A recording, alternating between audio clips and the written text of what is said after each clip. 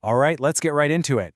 What we're about to explore is a kind of journey, really, a forensic investigation into a single person's identity.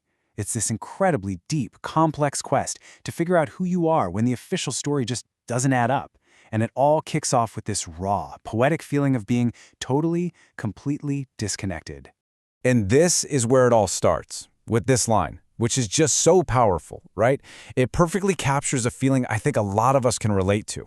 That massive internal conflict. The gap between the quiet, calm face you show everyone else and the absolute storm that's raging inside. That feeling of isolation, well, that's the spark that lights the fire for everything to come. And this becomes the absolute core of the whole investigation. Is it better to just erase parts of who you are to fit in, to keep a relationship going? Or do you fight to protect your own identity, even if it means you end up standing all by yourself? It's a really tough choice between just conforming and actually preserving yourself. So the idea gets even bigger. It's not just about other people anymore. It's about the entire performance of identity. This line really speaks to that pressure to wear a mask, to project this image of being strong or cool when something completely different is going on underneath.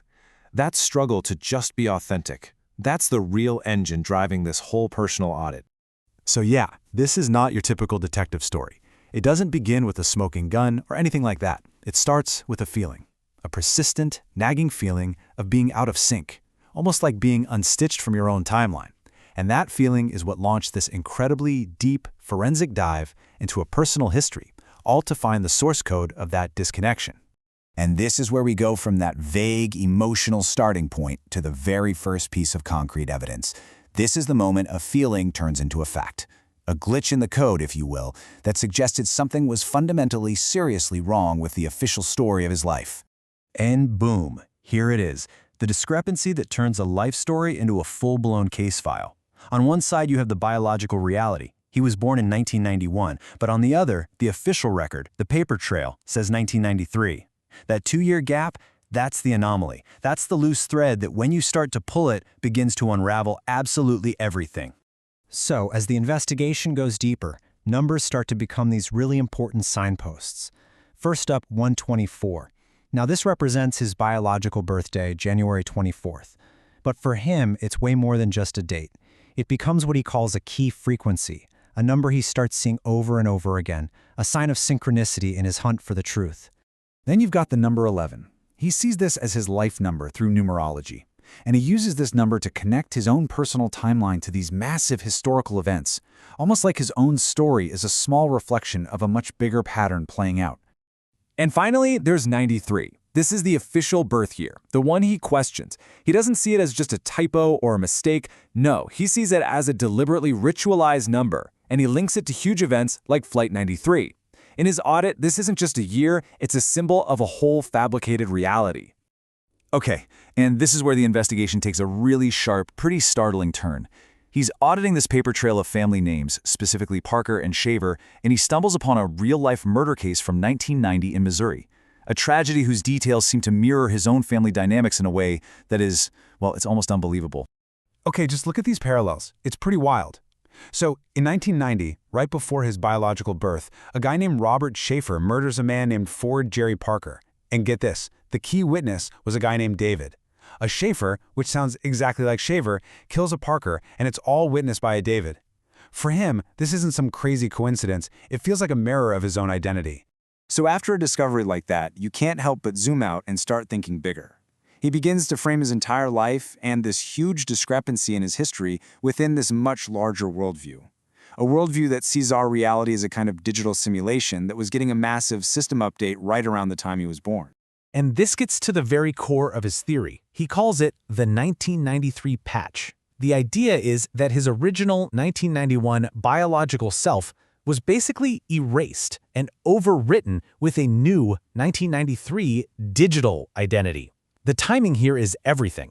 He believes this was all done to make his existence compatible with a brand new digital reality that was just taking off. So here's the timeline he lays out. It starts back in 1968 with the mother of all demos, which basically gave us the modern computer interface we all use today. That's step one. Fast forward to 1993, and the Mosaic web browser makes that interface accessible to literally everyone. That's step 2. And for him, step 3 is deeply personal. His own life story gets patched in 1993, updated right along with the world's technology. And that brings us to this really crucial turning point. I mean, after you've deconstructed your entire past, after auditing every single clue, and you come to believe your history is a fabrication, what's next? What do you do? Well, the mission changes completely. It's no longer about finding out what was done to you, but about actively designing a new, sovereign identity for yourself. And for inspiration on how to build something totally new, he turns to a pretty unexpected place, the legendary architect Frank Lloyd Wright, and his really radical vision for a decentralized society focused on the individual. This architectural plan becomes a blueprint for life itself. So here, Wright's principles for building a city become a kind of personal manifesto.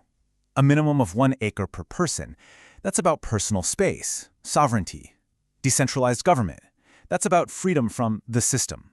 The whole goal is to rebuild a sense of wholeness that this modern world, this so-called simulation, had completely fractured. And in the end, you start to realize the goal was never really about finding one single final answer. The verdict stays unfinished, because in this kind of deep search for who you are, the whole process, the questioning, the auditing, the investigating, that actually becomes the destination itself. And the source material leaves us with this incredibly powerful, unfinished thought. You cannot extract a universal, definitive truth from, and then it just stops. That silence, that empty space, it says so much. It emphasizes that truth, especially the truth of who we are, is complicated. It's deeply personal, and maybe, just maybe, it's not meant to be some single final statement. Which, of course, brings this entire investigation right back to all of us. This whole journey into one man's identity audit leaves us with a really provocative and I think essential question. If you buy into the idea that you are the architect of your own reality, that you have the power to build your own foundation, what's in your blueprint? What are the stories that you're living by?